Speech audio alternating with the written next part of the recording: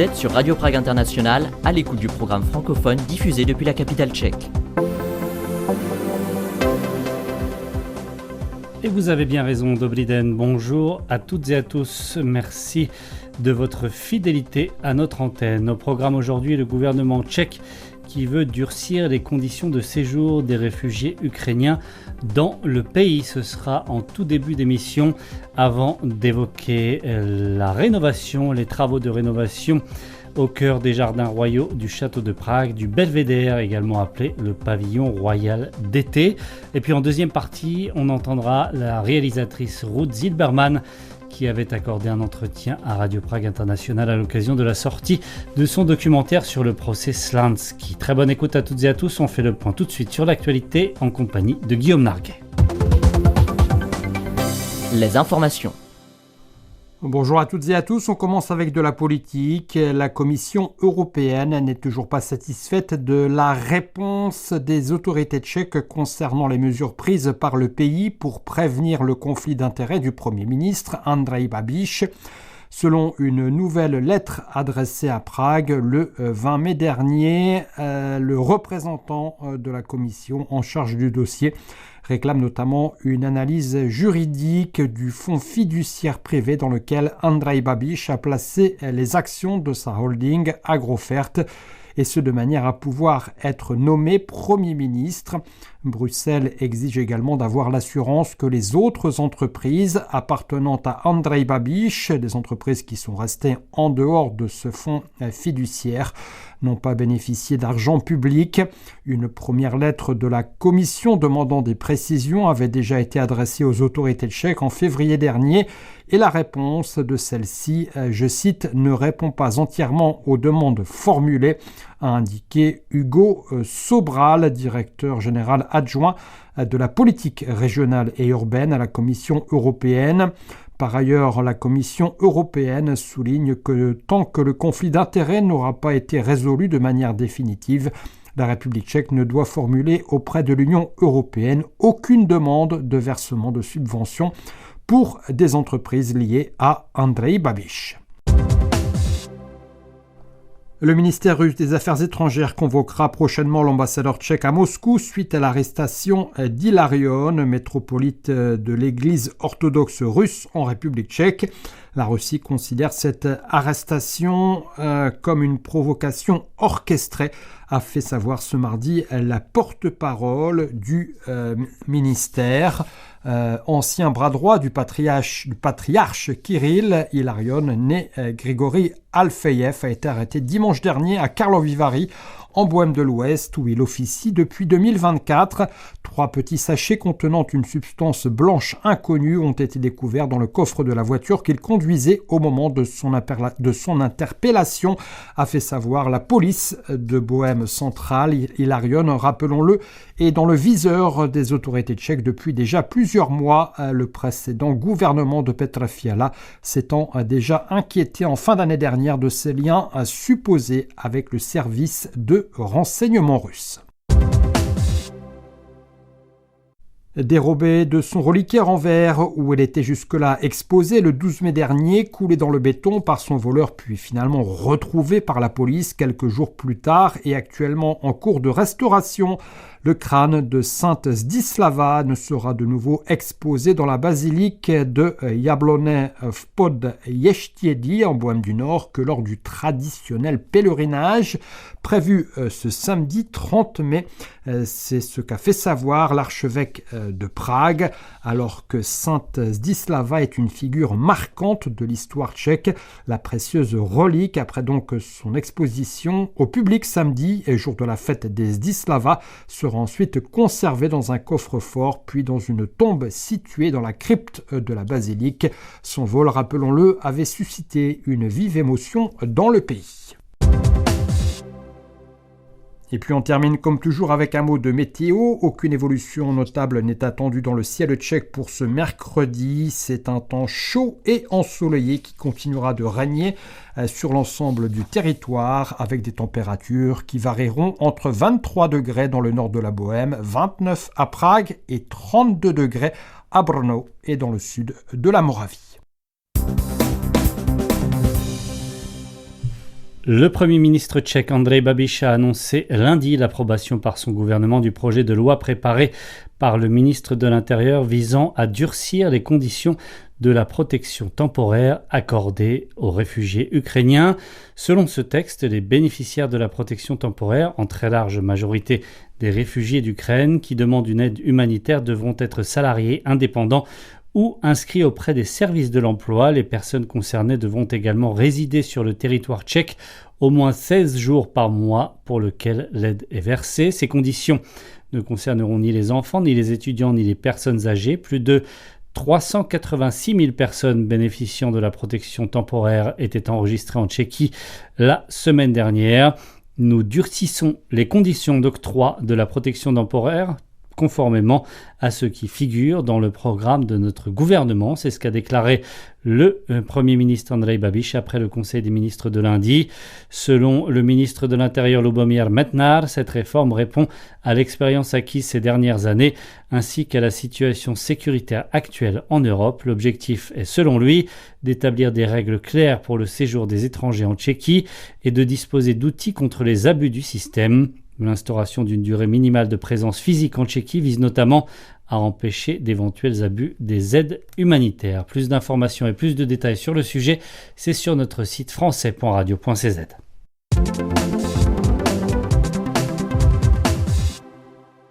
Côté tourisme, au cœur des jardins royaux du château de Prague, le belvédère, également appelé pavillon royal d'été ou belvédère de la reine Anne, fait actuellement l'objet d'importants travaux de restauration prévus pour durer 2 ans afin de lui rendre son lustre d'antan.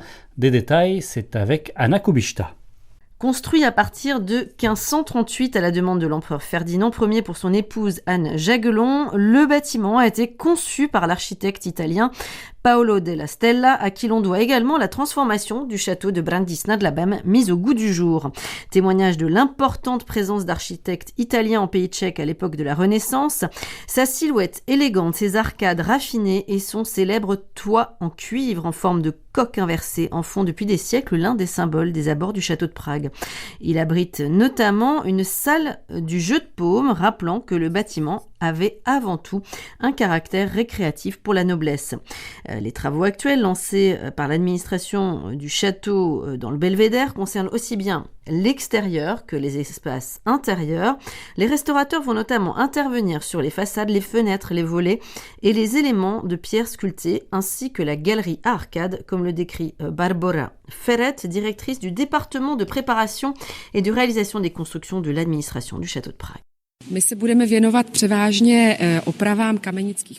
Nous allons principalement nous consacrer à la restauration des éléments en pierre. Nous porterons surtout notre attention au nettoyage des dommages laissés par les intempéries ainsi qu'à la réparation du grès. Le retour des couleurs d'origine me réjouit particulièrement. Notons que nous connaissons tout ce pavillon d'été ainsi que les salles du rez-de-chaussée dans les tons blancs. Mais nos études ont révélé la présence d'enduits d'origine de la Renaissance que nous allons désormais restaurer. Nous allons donc redonner au plafond ses couleurs initiales.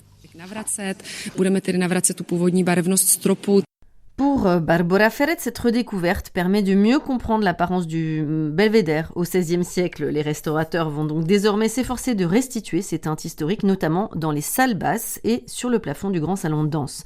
Le chantier comprend également une modernisation discrète des infrastructures techniques.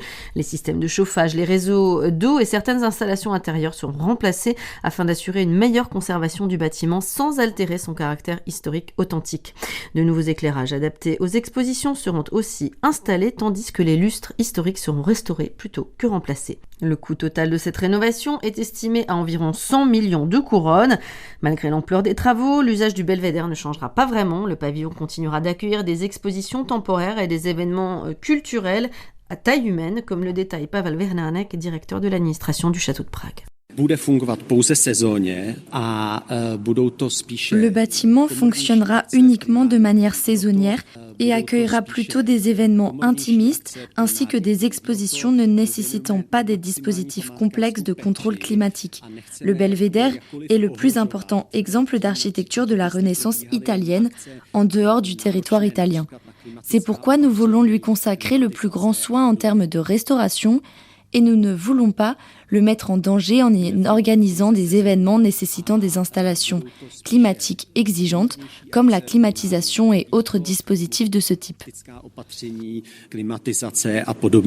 Cette restauration s'inscrit dans un programme plus large de préservation du patrimoine du site du château de Prague qui attire chaque année plus de 9 millions de visiteurs, essentiellement des touristes étrangers, dont 2,7 millions qui achètent des billets pour les visites payantes. Les autorités tchèques considèrent tous les travaux entrepris comme essentiels à la fois pour transmettre aux générations futures l'un des ensembles historiques les plus emblématiques d'Europe centrale, mais aussi pour continuer d'attirer les visiteurs dans ces lieux historiques. Avec ce ravalement complet, le belvédère devrait retrouver une partie de l'éclat qu'il possédait à l'époque des souverains de la Renaissance. Une fois les échafaudages et les bâches retirés dans 2 ans, Pragoises et touristes pourront ainsi redécouvrir un bâtiment connu mais plus proche en apparence de ce que les habitants de la capitale pouvaient admirer au XVIe siècle. La suite du programme francophone de Radio Prague International, c'est avec le procès Prague 1952, le titre du documentaire réalisé par Ruth Zilberman il y a environ 5 ans, à partir d'archives retrouvées par hasard en 2018 dans un entrepôt de la banlieue de Prague. Des bobines de films d'une valeur historique et inestimable qui ont servi de point de départ à la documentariste partie à la rencontre des descendants des 3 condamnés de ce tristement célèbre procès. En 2021, Ruth Zilberman avait répondu à nos questions.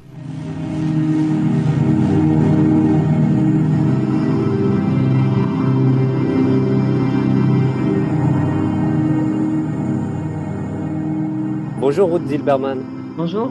Comment est-ce que vous avez entendu parler de cette découverte exceptionnelle des archives retrouvées par hasard dans la proche banlieue de Prague ?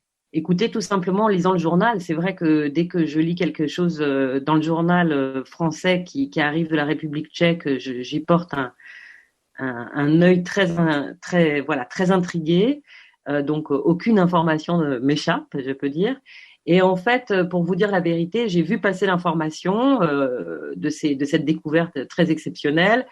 Et puis, je me suis dit non, je vais pas commencer à aller voir là-dedans, c'est bon. Et puis, en fait, tout simplement, quelques mois plus tard, un producteur assez malin m'a dit « Mais est-ce que tu as vu passer cette information ?» J'ai dit « Oui ». Et il m'a dit « Écoute, ça serait quand même bien d'en faire un film. » Et là, j'ai pas pu résister à cette demande, en fait. Donc, voilà, c'est vrai que cette information m'avait beaucoup frappée. Elles sont exceptionnelles, ces images, par leur contenu évidemment, mais par leur qualité aussi. Incroyable, le son, l'image, parfait. Ah oui, c'est magnifique. Je dois dire que j'ai travaillé, en fait, pour vous dire la vérité, d'abord, je les ai découvertes évidemment aux Archives nationales, et je tiens vraiment à souligner l'accueil et le travail remarquable des équipes des Archives nationales, en l'occurrence Émilie Benešová. Et c'est vrai que moi j'ai travaillé, comme on travaille souvent, vous savez, avec des archives compressées. Le montage s'est fait avec des archives compressées, et c'est qu'à la fin du film que j'ai vraiment récupéré toutes les archives en 4K, et que c'était comme une redécouverte de ces archives. Elles sont absolument stupéfiantes en termes de qualité, au-delà même de leur contenu, mais c'est pas simplement formel, c'est vrai que la qualité exceptionnelle de ces archives et de leur restauration donne encore plus évidemment un sentiment d'immersion et accentue évidemment l'effet qu'elles peuvent produire. Combien d'heures avez-vous visionné et qu'avez-vous perçu ? Je suppose que vous le dites d'ailleurs dans le film que vous cherchez des signes de torture chez tous ces accusés. Qu'est-ce que vous avez pu voir, déceler ? Alors, je cherchais pas tant des signes de torture, en fait. Bon, alors, comme vous le savez, je ne suis pas tchécophone. Mon apprentissage du tchèque, malheureusement, n'a pas été très concluant. Donc, c'est vrai que j'ai dérushé, que j'ai regardé toutes ces archives, toujours avec à la fois une traductrice à côté de moi, ou avec des traductions qui avaient été faites du procès. Donc, ce qui était un petit peu particulier, mais aussi le fait, en fait, de ne pas parler tchèque et donc d'être extrêmement, au départ, très sensible finalement au visage tout simplement des accusés, à leur expression, a donné aussi une sorte de petit décalage où j'étais extrêmement sensible tout simplement à ce qui ne passait pas dans la récitation, dans le langage, mais tout simplement à des soupirs, à des répétitions, à des absences. Et je pense que c'était intéressant finalement, enfin que ma non-maîtrise du tchèque, paradoxalement, était assez intéressante dans le premier visionnage que j'ai pu faire de ces archives. Et c'est vrai que j'étais très attentive à tout ce qui pouvait finalement être à côté de cette pièce de théâtre que constituait ce procès, ce qui était le micro-déraillement en fait. Donc oui, c'est vrai, et c'est quelque chose que j'ai tenté de reproduire finalement dans le film, parce que en fait, en réalité, évidemment pour des Tchèques qui connaissent bien l'histoire de leur pays, ces archives, elles ont tout de suite un potentiel dramatique immédiat. Mais pour des gens qui sont moins informés de des procès des années 50, etc., par exemple pour des Français ou pour des Allemands, c'est vrai qu'il y a quelque chose d'extrêmement monocorde, répétitif. Elles sont pas spectaculaires, ces archives, au fond. Et c'est que il faut attirer le regard sur justement les restes d'humanité qui sont qui sont comme en état de latence en fait dans ces images. Dans ces mini-déraillements dont vous parlez, il y a notamment des trous de mémoire dans ces dialogues que les accusés ont dû apprendre par cœur. Un qui m'a marqué, c'est celui de Rudolf Slansky, et un des procureurs fait office de souffleur en fait.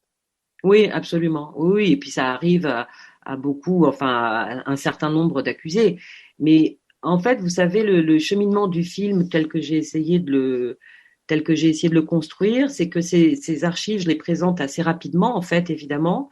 Et en fait, tout le mouvement du film est en quelque sorte à la fois de rétablir un petit peu le contexte dans lequel, évidemment, ce procès a pu avoir lieu, mais c'est aussi pour que, quand on arrive à la séquence du procès, c'est-à-dire que quand on voit ces images, et je pense à Slansky, mais je pense aussi évidemment à cette séquence, enfin à ce moment qui moi continue à me bouleverser de Margolius, des derniers mots de Rudolf Margolius pendant le procès, que ces archives qui ont l'air anodines, je dirais, que tout à coup toute leur violence et leur caractère presque irregardable en fait quand on y pense.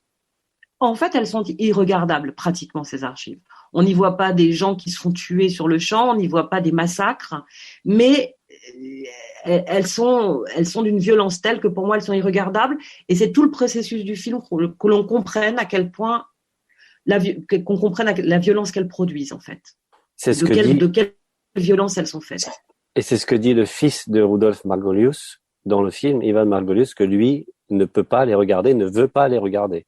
Absolument. Et d'ailleurs, je dois dire que c'était quand j'ai contacté, que ce soit Ivan Margolius, les enfants d'Arthur London ou Marta Slanska, peu avaient regardé l'entièreté des archives. Certains, par exemple Michel London, avaient regardé l'entièreté des archives, mais Ivan Margolius ne s'était refusé à le faire. Et c'est vrai que c'était compliqué pour moi parce que je me disais mais il y a un moment où il va être obligé de le faire, il va regarder le film. Et j'ai été très frappée en fait par le fait qu'il voulait pas regarder ces archives. Il était hors de question, par exemple, de les commenter avec lui, de les regarder avec lui. Elles sont incandescentes en fait, ces archives. Avez-vous contacté d'autres descendants? Oui, alors j'ai contacté Hanna Freikova, qui est une femme très exceptionnelle et puis qui a écrit aussi une très belle pièce que j'ai été voir à Prague, où elle ne parle pas tant du procès finalement que de cette sorte de conséquences évidemment du procès sur sa famille, sur elle-même. Et puis finalement, le cas de Hanna Freikova, dont le frère, comme vous le savez peut-être, qui était un jeune homme à l'époque et qui vit maintenant aux États-Unis, a écrit cette lettre, a été contraint d'écrire cette lettre terrible sur son père. Je pense que c'était quelque chose de tellement fort et de tellement à part que j'ai pour nos auditeurs, pour nos auditeurs, je rappelle que cette lettre, c'est une lettre du fils demandant la condamnation à mort de son père. Terrible. Voilà. Donc je me suis dit que finalement c'était encore quelque chose à part et qu'il aurait à la limite fallu lui consacrer un film en entier. J'ai contacté Hana Freikova. Pour vous dire la vérité, au départ, j'ai regardé évidemment. Je sais que les fils de Karel, de Schling, de Otto Schling, enfin en tout cas l'un d'entre eux, à mon avis, est encore vivant. Il y avait un autre accusé qui m'intéressait beaucoup, qui était Otto Katz, alias André Simone. Et donc j'ai commencé à faire des recherches, enfin beaucoup de recherches. Bon, même si lui, sa fille était née dans les années 20 en Allemagne, donc il y avait peu de chances qu'elle soit. D'abord, elle vivait même pas en République tchèque, enfin en Tchécoslovaquie à l'époque. Bref, tout ça pour vous dire que oui, j'ai cherché à contacter d'autres enfants et puis rapidement, malgré tout, je me suis dit qu'il fallait, même dans les limites du film, qui était 70 minutes, je pouvais pas non plus évoquer tous les accusés, c'était hors de question. Donc mon choix s'est finalement porté sur Marta Slanska, Ivan Margolius et Arthur London, qui était aussi évidemment, les London, c'était évident parce que L'Aveu, comme vous le savez, a été vraiment un film qui a marqué, qui a été très important en France, que ce soit le livre d'ailleurs de Arthur London ou le film de Costa Gavras. Mais aussi, ce qui est intéressant, c'est que c'est vraiment trois manières d'être communiste assez différentes. C'est trois personnes qui sont venues au communisme de façon différente, qui l'ont vécu de façon différente. Donc, je trouvais ça aussi intéressant parce que ça, c'était quelque chose qui était important pour moi, de montrer des trajectoires aussi, de ne pas, de se demander finalement comment ces gens sont venus au communisme. Qui sont tous les trois juifs également, comme la majorité des accusés dans ce procès. C'est d'ailleurs un symbole assez terrible également que ces archives aient été trouvées à Panenské Březány, résidence du protecteur du Reich, du dignitaire nazi Heydrich. Absolument, absolument. Non, c'est complètement fou. Non, l'histoire parfois a ces sortes d'ironie, comme dirait Milan Kundera, qui soulignait par exemple, vous voyez que c'est quelque chose qu'on oublie souvent, mais que le coup de Prague, enfin la fameuse allocution de Gottwald au Palais Kinski, c'était le lieu où avait étudié plus enfant Franz Kafka. Donc vous voyez, je suis très attentive aux lieux et aux coïncidences dans les lieux, donc celle-ci évidemment a été assez incroyable. Et à propos de ces lieux, vous avez tourné dans plusieurs endroits, autres endroits symboliques de Prague. Je pense à la prison de Ruzyně, Pankráce et d'autres lieux également. Est-ce qu'il y a un lieu pour vous de Prague qui marque cette histoire, qui marque ce XXe siècle? Écoutez, il y en a tellement que là, je saurais plus. S'il fallait en choisir un. Ah non, j'arriverai pas. Mais autant vous dire que les tournages, surtout à la prison de Ruzyně, a été très, très, très impressionnant. Là encore, je dois dire que de toute façon, l'accueil qu'on a reçu, que ce soit à Pankráce, à Ruzyně, enfin pas, parce que c'était pas simple de tourner là-bas, ont été vraiment assez incroyables. Mais le tournage à Ruzyně, c'est quelque chose qui était vraiment très dur. Bon, d'autant plus que de toute façon, c'est une prison qui est encore évidemment en activité, quoi. Même si on n'y commet plus le genre de crime qu'on y commettait à l'époque. Vous me dites dans le film qu'il s'agit de la plus grande campagne anti-juive depuis la défaite des nazis. Est-ce qu'en faisant ce film, vous vous êtes demandé pourquoi Prague, pourquoi les soviétiques avaient tenu à organiser cette campagne à Prague? Est-ce que, je me suis moi-même demandé, c'était pour punir l'aide apportée par la Tchécoslovaquie à la création de l'État d'Israël, par exemple? Je ne sais pas si c'est pour punir la Tchécoslovaquie. En tout cas, ce qui est certain, c'est que ça s'inscrit évidemment dans le contexte des rapports entre l'Union soviétique et l'État d'Israël, où, pour le dire extrêmement schématiquement, l'Union soviétique qui avait soutenu la création de l'État d'Israël, et c'est vrai que la Tchécoslovaquie avait été un des pourvoyeurs d'armes, etc. Il y a eu, en espérant peut-être que ce jeune nouvel État serait de son côté, dans le contexte de la guerre froide, l'Union soviétique s'est quand même rapidement aperçue que Israël tendait plutôt de l'autre côté du bloc, et donc il s'agissait aussi évidemment de manifester cette rupture, enfin, et puis de montrer les renversements d'alliance, en fait. L'Union soviétique, évidemment, tendant plutôt à soutenir ensuite les pays arabes qu'Israël. Donc je pense que c'était évidemment une manifestation diplomatique aussi, hein, mais une manifestation diplomatique inscrite dans la guerre froide, mais qui évidemment aussi ça était étayé par un antisémitisme local et puis un antisémitisme des autorités soviétiques dont il n'est même plus besoin de faire l'histoire, parce que évidemment de façon concomitante au procès de Prague, on sait qu'il y a eu toute la campagne en Union soviétique contre les blouses blanches, le procès des blouses blanches. Et bon, la mort de Staline a interrompu probablement ce qui aurait pu être, on peut qu'imaginer, mais une déportation massive des Juifs d'Union soviétique. Donc évidemment, c'est en même temps, hein, il se passe des choses en Union soviétique en même temps qu'il s'en passe à Prague. Mais c'est sûr que le fait que la Tchécoslovaquie avait été une plaque tournante comme ça de la guerre d'indépendance, enfin en tout cas pourvoyeuse d'armes, a probablement joué un grand rôle. Pour revenir à ces archives, ça a été facile de travailler dans ces archives, avec ces archives? Écoutez, oui, c'est-à-dire qu'à partir du moment où finalement j'ai un petit peu regardé tout, où j'avais choisi quels étaient les accusés que j'allais suivre plus spécifiquement, et une fois les barrières de la langue un petit peu dépassées, aussi surmontées. Oui, c'était évidemment. Alors, ça faisait référence à chaque fois.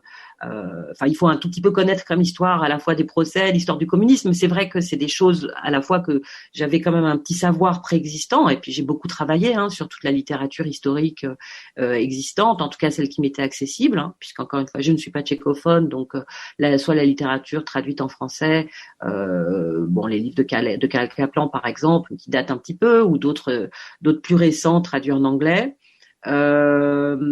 Donc oui, c'était une grosse masse, on va dire, parce que j'ai non seulement travaillé, comme vous en doutez, sur les archives visuelles, mais j'ai aussi fait un gros travail aidé par mon assistante exceptionnelle Catherine Radoza, qui m'a traduit, avec laquelle j'ai beaucoup travaillé, sur les archives papier, qui sont donc qui sont numérisées pour la plupart.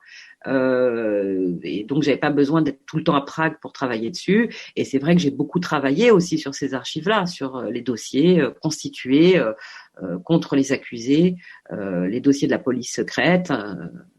Ça a été un gros travail aussi, parce que je dois dire que on connaît la méticulosité des services, de la STB, etc. Mais là, c'était des dossiers de 500 pages, de 1500 pages.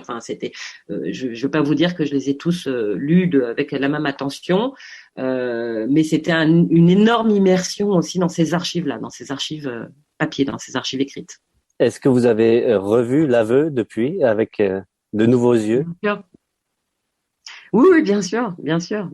Ouais, non, c'est un film finalement qui est assez, d'abord qui est très fort, et puis la performance de Montand est assez incroyable. Je dois dire que j'ai évidemment revu l'aveu, et puis j'ai surtout vu, vous savez, ce petit film de Chris Marker qui a fait un petit film sur le tournage, une sorte de mini making of sur le tournage de l'aveu, où on voit Arthur London regardant Montand dans une sorte de mise en abîme assez étonnante. Et c'est vrai que voir London sur le tournage du film de Gavras, c'est quelque chose qui donne un petit peu le vertige quand même. C'était Ruth Zilberman.